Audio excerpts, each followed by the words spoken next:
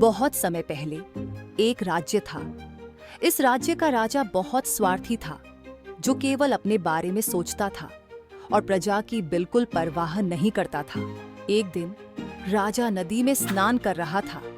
तभी उसने पानी में एक अजीब सा फल तैरता हुआ देखा।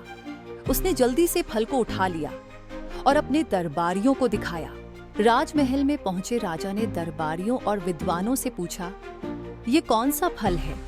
लेकिन कोई नहीं जानता था। फिर वन विभाग के कर्मचारियों को बुलाया गया। वन कर्मचारी ने फल को देखा और कहा, ये एक दुर्लभ आम है जो दुनिया का सबसे मीठा फल है। राजा ने आदेश दिया, कल हम नदी के ऊपर इस दुर्लभ वृक्ष को ढूंढने निकलेंगे। अगले दिन राजा और उसकी सेना नाव पर सवार होकर निकल पड़े। 5 दिनों की यात्रा के बाद जंगल में वह दुर्लभ आम का पेड़ मिला।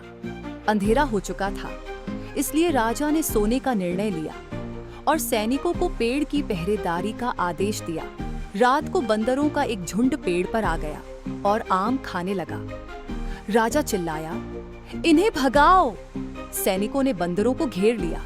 बंदरों का नेता खतरा देखता है। उसने एक शाखा को अपने शरीर से बांधा और एक दूसरे पेड़ की ओर छलांग लगाई। उसने बाकी बंदरों को अपने शरीर पर से भागने का रास्ता दिया। राजा बंदर के इस बलिदान से प्रभावित हुआ। उसने कहा, जो दूसरों की सुरक्षा के लिए अपनी जान देता है, वही सच्चा सम्मान का हकदार है। राजा ने महल के दरवाजे पर लिखवाया, जो दूसरों का सम्मान करता है, वही सच्चा सम्मान का अधिकारी है। राजा ने अब अपनी प्रजा की भलाई के लिए राज करना शुरू किया। सच्चा सम्मान वही पाता है जो दूसरों का सम्मान करता है। एक सच्चा नेता वही होता है जो अपने लोगों की रक्षा के लिए स्वयं त्याग करने को तैयार हो। स्वार्थ छोड़कर परोपकार और दूसरों की भलाई के लिए काम करना ही सच्चे नेतृत्व और जीवन की महानता है।